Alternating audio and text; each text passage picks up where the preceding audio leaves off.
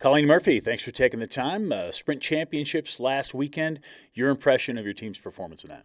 I think we swam really tired. It was a great meet. We celebrated our seniors, 9 of them. They're amazing. It was really nice to be able to celebrate them. We had the soup there. We had Jen Block there. We had George Nelson there. So, we had lots of our administrators there, and, their parents were all there. So they all got parents there to celebrate with them. The team, there was some tears going on. The team loves our senior class, and it was great to celebrate them. I would say as a whole, we did really, really well in the 50s. I think we struggled in the longer events. And I think part of that is just we've been racing every single weekend, and people are kind of like tired. But the sprint events, we had 2 great standout swims in those sprint events. Ryan Mills, like the way she stepped up in the 50 free was really, really good for her. But most importantly, Eliza Black won the 50 backstroke. She's a freshman.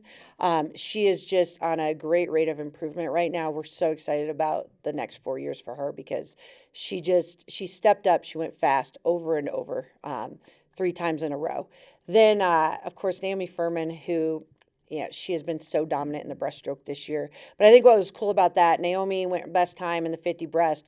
But on top of that, Mandy Fleetwood and Mavelyn Scott were right behind her. We had 3 girls in the top 4 of that breaststroke event, and they really, really got after it together. We also had 3 girls in the backstroke event with Eliza.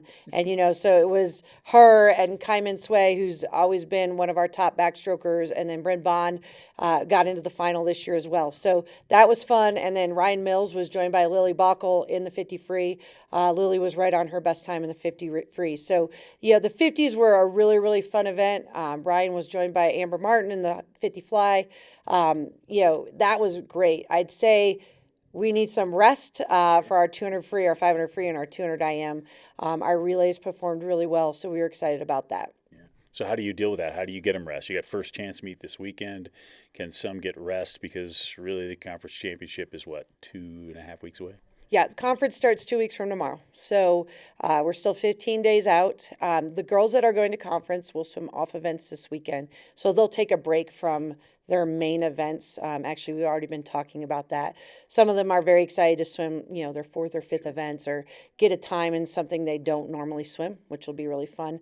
And then our girls that the first chance meet is their last meet. They'll swim their best events and have a chance to see where they're at. And we expect some really fast swimming there.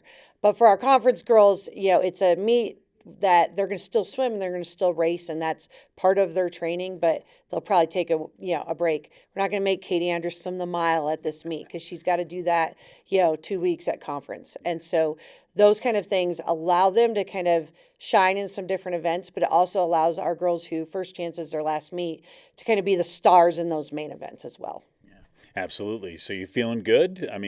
Maybe a tired swim last weekend, but do you feel good about where your team's at, a couple weeks out from conference? I told the team yesterday, this is the strongest, deepest team we've ever had. We have to lead people home from conference who could score at the conference championship. We have never had that.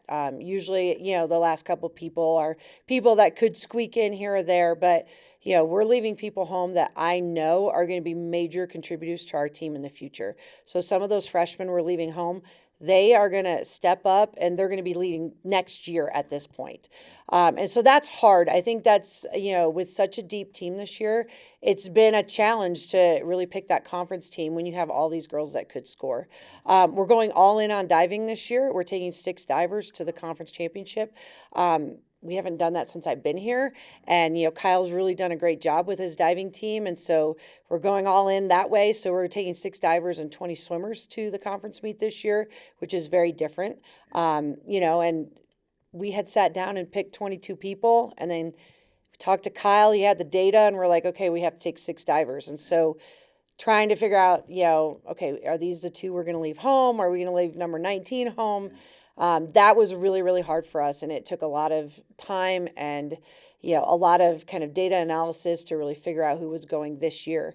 And that's the thing. The team could be very different next year with some of the people that are staying back, using first chance as their last meet, and kind of building from there to be major contributors on our conference team from here on out. Yeah, it's an exciting time for women's swimming.